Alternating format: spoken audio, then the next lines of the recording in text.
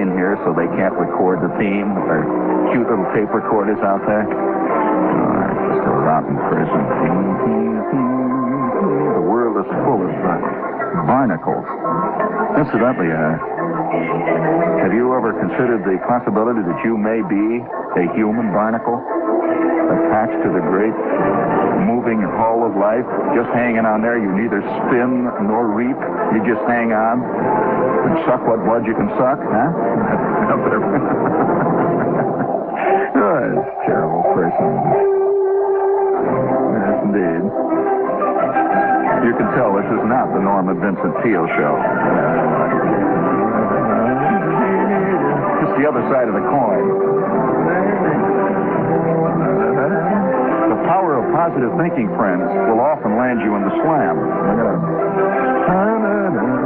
What's the matter?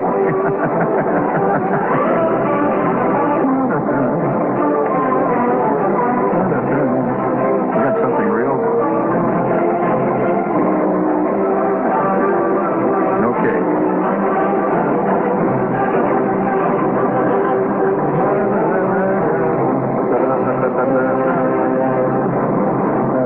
One of the most interesting dramas written in the past 25 years was a piece of one-act stage magic, in a peculiar way it could be called that, written by a man named Samuel Beckett, who also wrote, among other things, he wrote Waiting for Godot, a few other pieces of theatrical business that have, in fact, changed almost entirely the attitude of the theater towards life.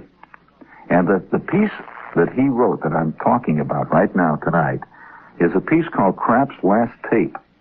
There was a story of a man who tape recorded things as he went along in life.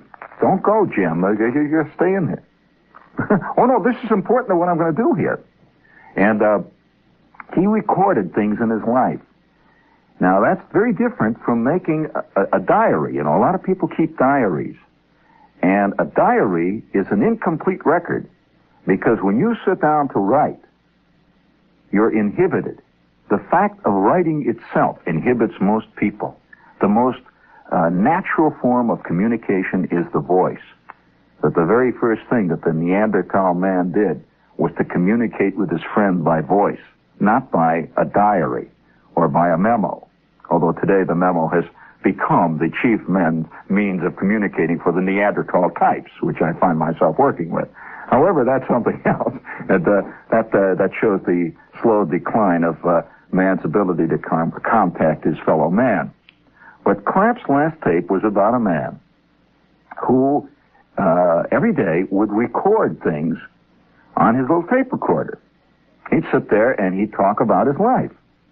Now, he didn't talk about the things that were happening, like today Normandy was invaded, that kind of stuff, which is what people usually write. They get very pompous when they write in diaries. When you're talking to the tape recorder, you do something else. You're very personal, generally. So he talked about the things that he was thinking about during the day, and various resolutions, for example. I'm going to go straight now. I'm going to give up this whole thing about eating bananas all the time. He says, you know, that's no good for me. I'm getting fat. I'm eating bananas. And so the play is about a man sitting in his room listening to the tape recordings of his past life. And he sits there, and as he plays, like, for example, he played a tape that he had made 20 years before. And on the tape, the voice said, today I have finally decided I am giving up for good eating bananas. I'm giving it up. It's ridiculous. I'm getting fat, and I'm not going to eat bananas. And as he is listening, he is sitting there eating a banana. The play has a lot to say. Well, Jimmy McAleer, who's one of the program chiefs here at WOR, was digging in his archaeological file. And there are fantastic archaeological files here at WOR. As a matter of fact, it is one vast archaeological file, if the truth were out. And among other things, we have excerpts of John Gambling Sr. giving exercises to the accompaniment of string music the Vienna Waltz. I mean, all great moments in radio. And one of the things that fascinated me about Kraft's last tape is that this is definitely, in a very real way, a play about the story of my life. And most people say, that play is about me, and actually it's not. It's about what they think they should be like. I know many guys who think they're Hamlet. They aren't. They just think they are. But not many people have recorded every day 45 minutes or so of their thoughts on life and existence and the passing scene, and they come back to haunt them. Now, Jim dug up an excerpt. Now, I want you to listen to an excerpt from a show that I did. And Jimmy had this in his office, and he says he wants me to hear this. I haven't heard it. I have not heard this until this minute. I have not heard it since the day that I made the tape. Now, this tape is from a Sunday show. I used to do a show here on WOR on Sundays from 9 o'clock in the evening to 1 in the morning. And this show that I did, and this little tape that Jim brought in, was recorded April 26, 1959. Now, that is 9 years ago. April 26, 1959. That is 9 years ago. And this is what I was saying 9 years ago this spring on Sunday on WOR between 9 and 1 o'clock in the morning. You walk along 6th Avenue. There's a whole... You walk along 6th Avenue and Broadway. These two streets, in many ways, have very much the same philosophy. With the big rubber feet... Monster feet, it says, scare the wits off your friend's head. Monster feet. Come in there and wear this, this kind of thing. Have you seen these terrible things you're supposed to put on whiskey bottles? Made out of rubber? Oh, my George. Is this a Neanderthalic sense of humor if I ever saw it? Have you ever looked at the guys standing looking in those windows? And more than that, can you imagine a man going in and making a big purchase? He buys 10 exploding cigars, 4 boxes of sneezing powder, 7 ounces of extra strong itching powder, and one of those terrible ashtrays. I can't even contemplate it. But while we're on the subject of contemplation, you ought to go sometime if you've never been in New York, and even if you have been in New York. This is a thing. You walk along Broadway in about, I'd say from about 47th, right in the heart of the papaya juice belt.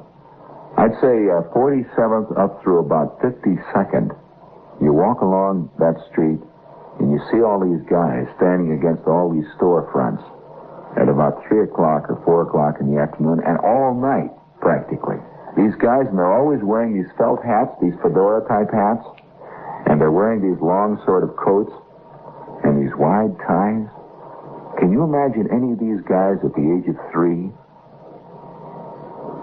Can you? I mean, with mothers and big sisters and the whole business, walking around carrying a stuffed Skeezix doll, or making a drum out of an empty Mother's Oat can. When did these guys that have this kind of grayish look about them? Can you see any of them at the age of 10 getting his first bicycle?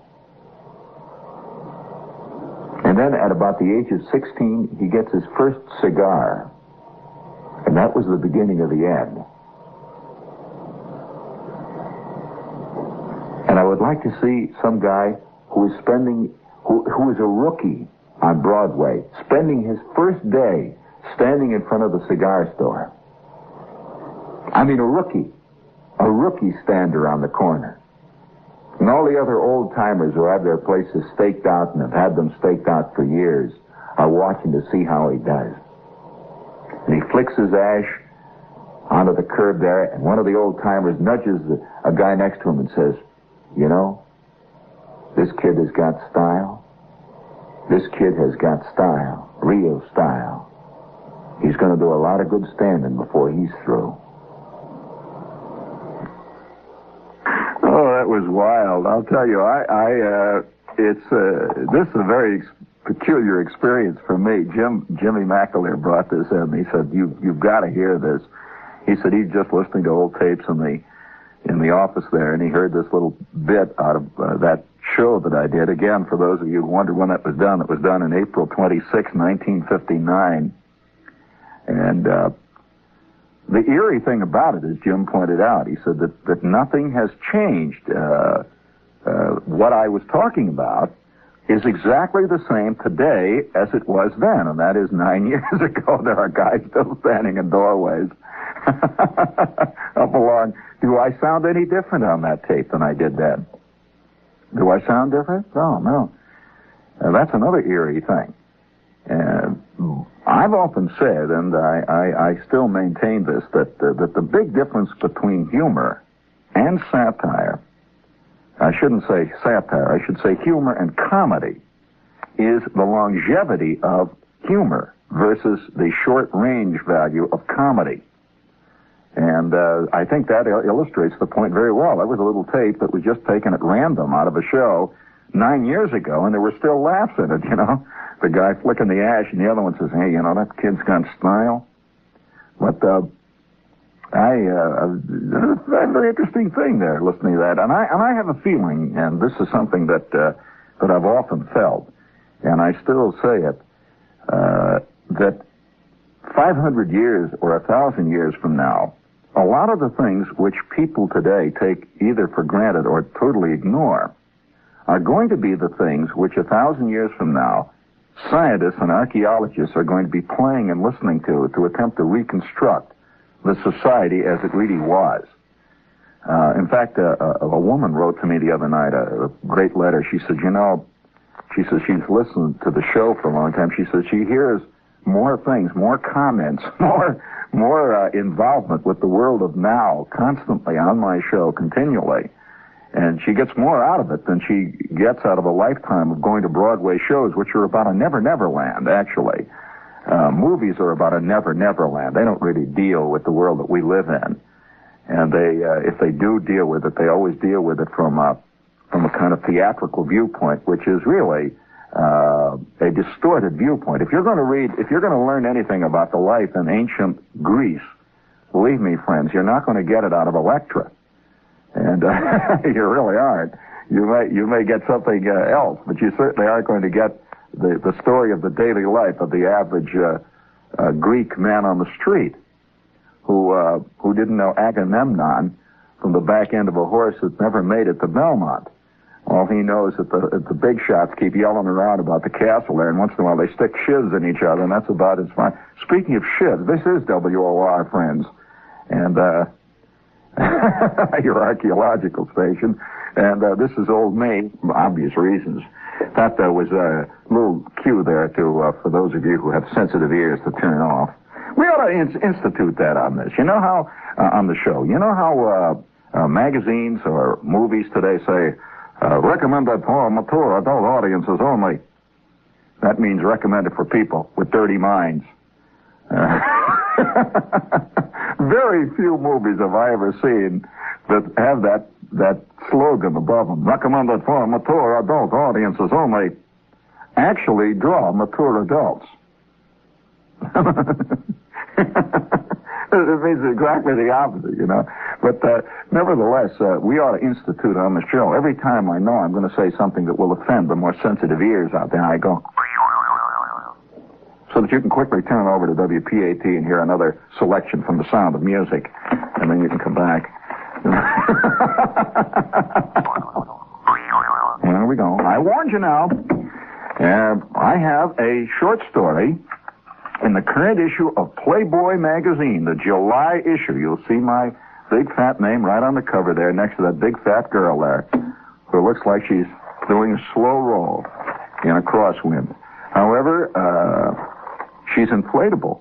However, that story is in Playboy, and I have received a note from one of the hippest guys out on the West Coast who is a movie maker. He wrote me and he says, we have decided that the story in the current issue of Playboy is the best you've ever done. Right? Of course, he can't read. That guy communicates entirely by wiggling his ears. However, if we've got all kinds of letters from people saying, tell us when some of your writing appears. I have a short story called Ollie Hot Noodles. Haven of Bliss. It's in the current issue of Playboy. Okay? One of the greatest things I ever had said about Playboy, though, was this lady who wrote to me from Jersey. And there's certain kind of people who their very handwriting, the whole style of writing, in a very real sense, transmits their whole personality. The whole thing comes through, and it was the shaky kind of handwriting, the quavery voice. Dear Mr. Shepard, I am a respectable lady, and I also head the local Girl Scout troop. And I have the most difficult time getting copies of Playboy to read your fine writing for that publication. The other afternoon, for example, I went into the store where they sell various magazines, and I attempted to smuggle a Playboy magazine out of the store concealed in a copy of the Ladies' Home Companion. Well, unfortunately, I stumbled on the stoop as I left. The Playboy magazine fell out of the Ladies' Home Companion, and the centerfold out spread out all over the floor, and I want to tell you, it was an embarrassing moment. I just thought you ought to know there's a lot of problems out there, folks. Life can be so exciting. In the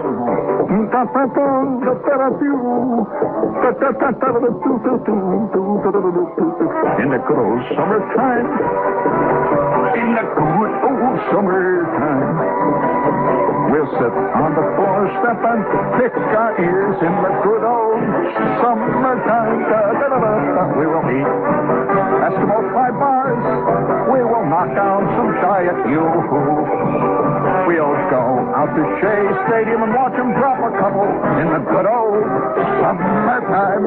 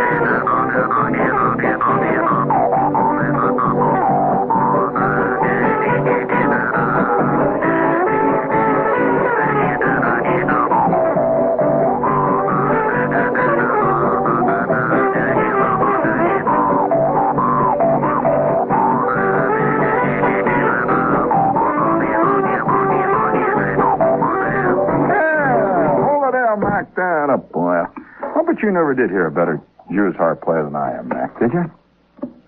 You're an old musician. You've heard a lot of guys play a lot of things. That ain't an easy instrument. You know, a lot of people... Oh, listen to me. The other day, a kid came up to me, and he had this Jews harp in his hand, and he said, "Oh, Shep, please, show me how to play this thing. It's killing me." And he opened up his mouth, and his four front teeth on the top were missing. And it ain't an easy instrument, I'll tell you. It's one of the few instruments that bites back, friends. And the good old... Well, you've seen Louis Armstrong's lip, haven't you? You know that big callus? You've heard of the trumpet player's lip?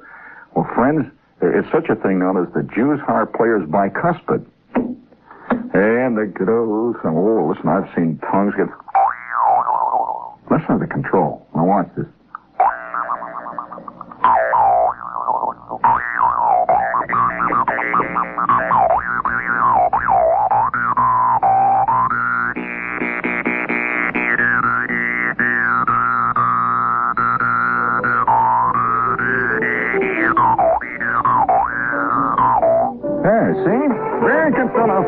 In the good old summertime.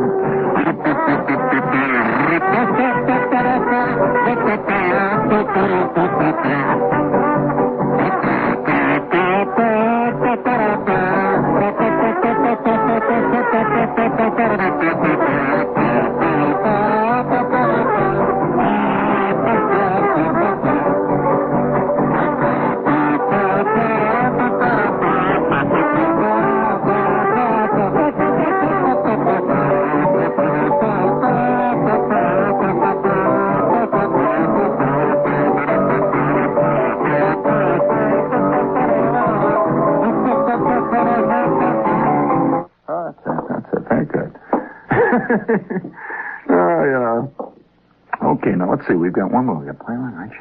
Oh, we got them all out of the way. All out of the way. It's just, it's just one of those days. And, oh, yeah, I'm feeling in a great mood. You can probably tell that. It's just swinging there.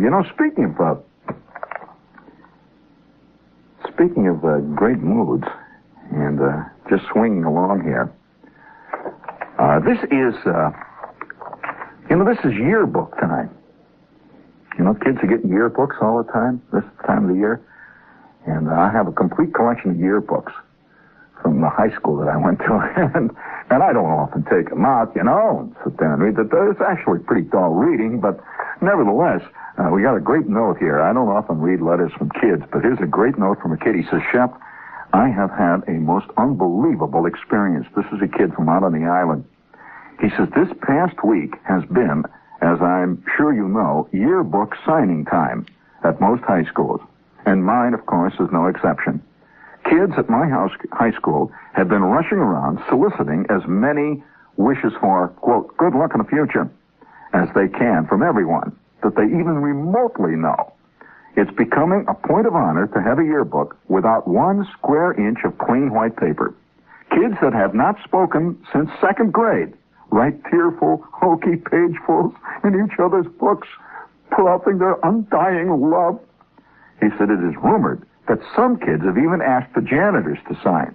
I'll bet even the man who comes every day to refill the apple machine in the cafeteria has had a few kids desperate lest their uninked yearbooks imply unpopularity, employ him for his signature. He said, as for me, I am mostly concentrating on getting people to sign who have had a great influence in my life. That's why I asked Mr. Hartman to sign. How simple that last sentence sounds, this kid writes. Good writer. He says, how simple that last sentence sounds. Actually, you don't just ask Mr. Hartman to do anything. You sort of timidly suggest it. Mr. Hartman is the strictest, most imposing, crusty, staid, satiric, scary English teacher in the entire school.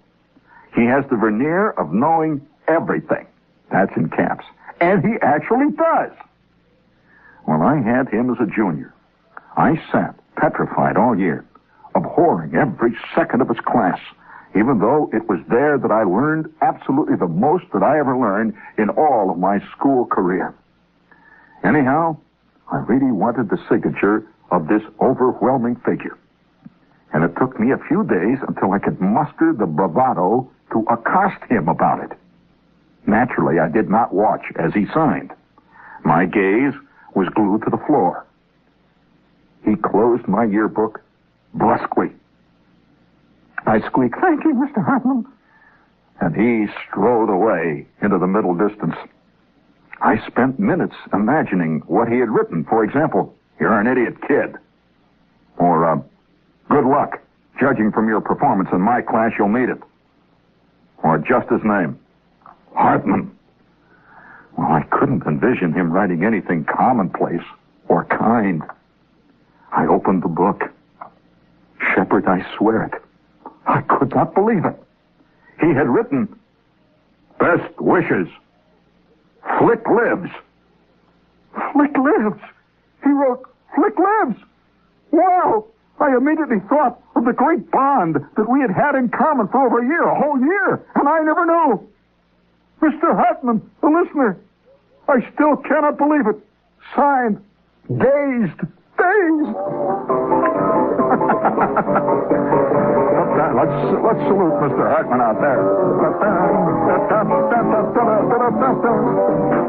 In the good old summer's time, even old Hartman will soften around the knees. In the good old summertime, Mr. Hartman changes to his DVDs. In the good old summertime, oh wow, when that big old sun is shining down. You never know what is going to happen next in the good old summertime. You like my lyrics? That ain't exactly Frederick Lowe.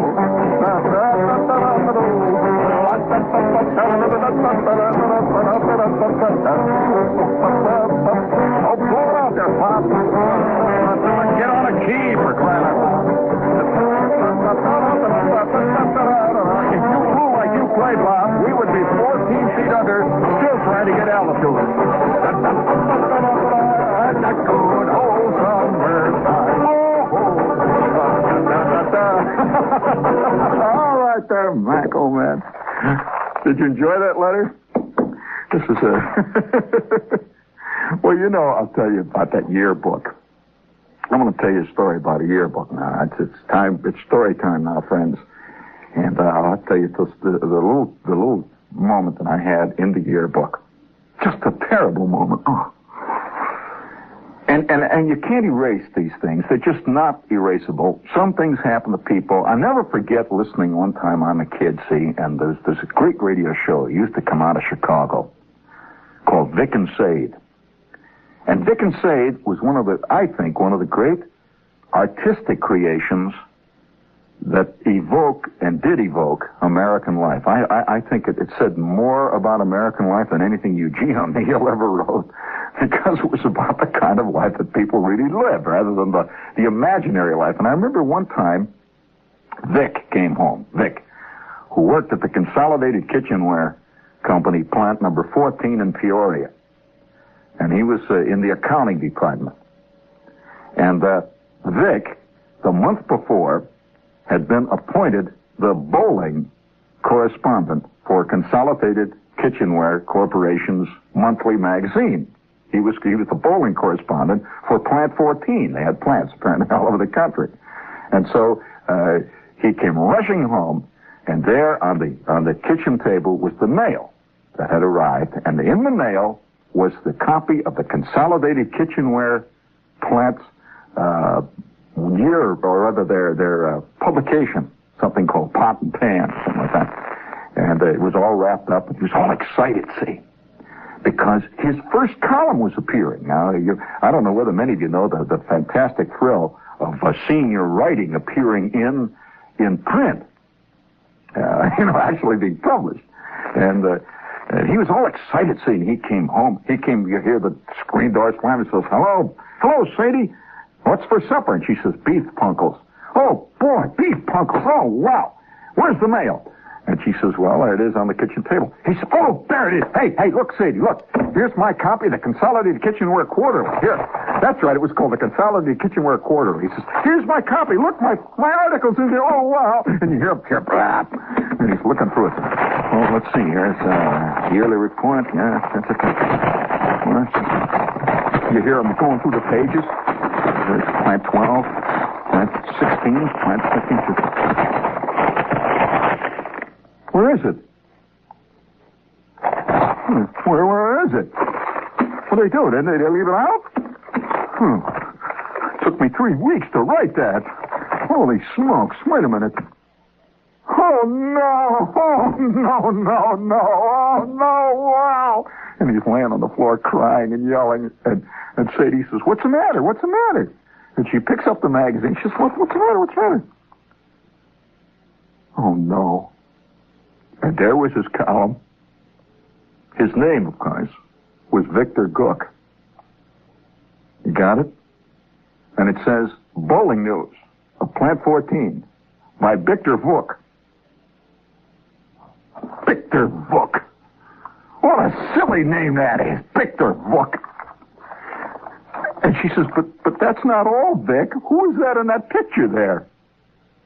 Who? You know how they put a little picture of the correspondent? He says, oh, no, that's Charlie Seastrump. Why did they put Charlie Seastrump's picture in there? He didn't write this column. They got Charlie Seastrump. He works over in the shipping department. And underneath the Charlie Seastrump picture, it says Victor Vuk. Oh, no. Oh, crying out loud. Well, now, this is a real tragedy. This is the kind of thing that really, it turns men into drinkers. This is the kind of thing that breaks up marriages. It just, destroys a man's entire confidence. Well, I'm a kid, and I'm in high school. And, that all excitement, it's fall, And one day I came into school, and there in the homeroom they had on the board, it says, yearbook pictures will be taken tomorrow. Okay, yearbook picture. Oh, wow. It's like yearbook pictures. God, that's kind of exciting. Yearbook pictures. The yearbook didn't come out till the following spring, but they're going to take the yearbook pictures. So I go home that night, and I start already, I'm putting greasy kid stuff on my hair, and I got out the combs and the brushes and the whole bit, and I'm trying on various shirts, looking in the mirror, which way I'm going to look, I'm the profile. I take a little dark light like Humphrey Bogart, from the side. And my mother's walking around and says, what's all the excitement about? You going out somewhere? Oh, no, I'm having my picture taken tomorrow. It's an official picture. She says, what? Official? What do you mean? It's the yearbook. It's an official picture for the yearbook. And I want to have a good picture there, after all. And she says, well, okay. She says, why don't you wear your blue suit? I said, oh, no, Mom, that's square. Blue suit. You look like a dentist or something in the picture. No. I'm going to wear I think I'm going to wear my checkered sport coat, and I'm going to wear my tie with a snail on it. And, let's see. I'm going to wear, how about my yellow shirt with the button-down collar, huh? I had, in the true style of true kidhood, picked the most rotten, ickiest costume that I could think of, but at the time I thought it was fantastic, A big tie with a snail on it was made out of tinfoil. I had this checkered sport coat, it was made out of barbed wire, actually, and and so, sure enough, the next day I'm all dressed up, I got my hair all thing. And I didn't even hitchhike to school that day. I didn't want the wind to get my hair all messed up, so I rode all the way there in the school bus, and all around me were all the other kids all dressed up. It's going to be a yearbook, Some guys had their Clark Gable look, and other guys were wearing their Humphrey Bogart look. There were about 5 Fred Astaire types in the bus.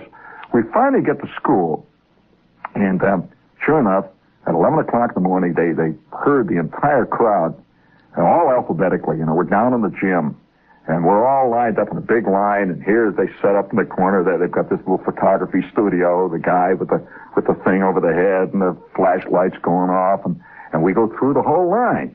So I'm way at the end. See, my name is S, and I'm way at the end, and I'm beginning to sweat. Oh, boy, because I've been standing out in the gym for about an hour and a half, and finally I arrive up at the front, and I see the kid ahead of me, there's a shot, then a flash bulb goes off. So I sit down in the chair. The photographer comes over, and he grabs a hold of the back of my head. That iron claw grip that dentists and photographers have when they grab you by the back of the head. They say, here, hold your head like this, kid. Come on, hold your head like that. I said, no, that's not my good side. He's, get on a good side. Come on, I don't have no time to mess around with you. There's 500 kids behind me. He said, come on. He grabs a hold of my head, saying, my ears sticking out. I'm standing there. I can feel my neck. I'm getting a cramp in my shoulder. He says, here, hold on. He said, hold your head up a little bit. The lights are shining. So they're messing with the lights. I'm sweating. And off goes a flash bulb. He said, now give us a little smile, will you? For crying out loud, don't stick your tongue out. Give us a smile out. All right, itsy bitsy, come on, smile. There you go, hold it. Pop. Boom. They kick me out of the seat, and it's all over. I am now forever like a fly enshrined in amber.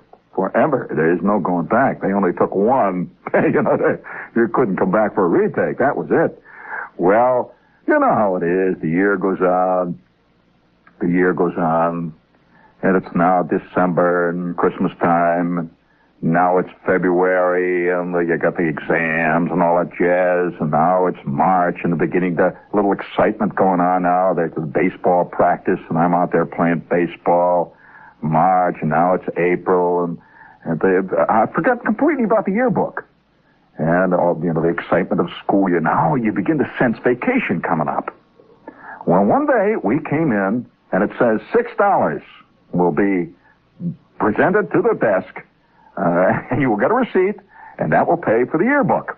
You will now get your yearbooks, and they will be delivered to you 1 week before the end of the semester.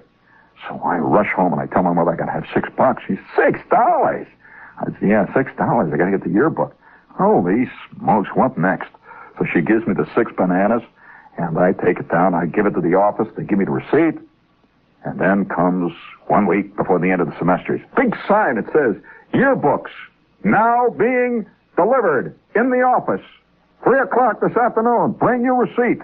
Well, I had that receipt, boy, stuck in my wallet. I never left it out of my sight.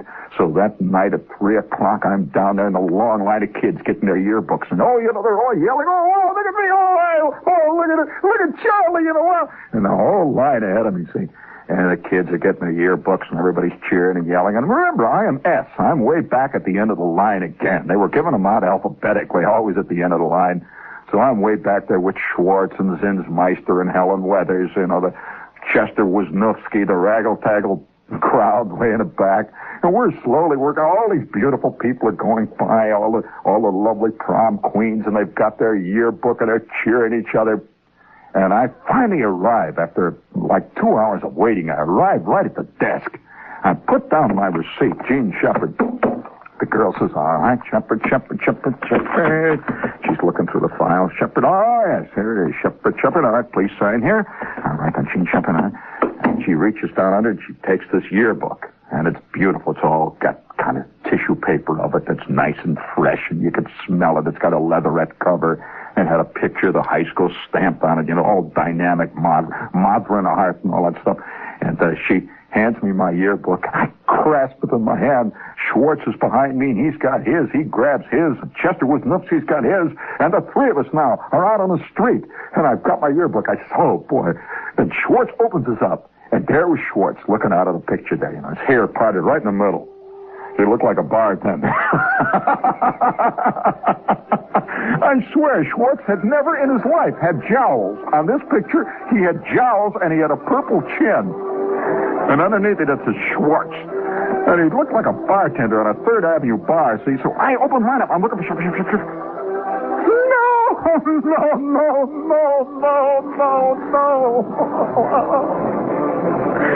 Oh, no! Under Gene Shepard in my yearbook was a picture of a girl. A girl!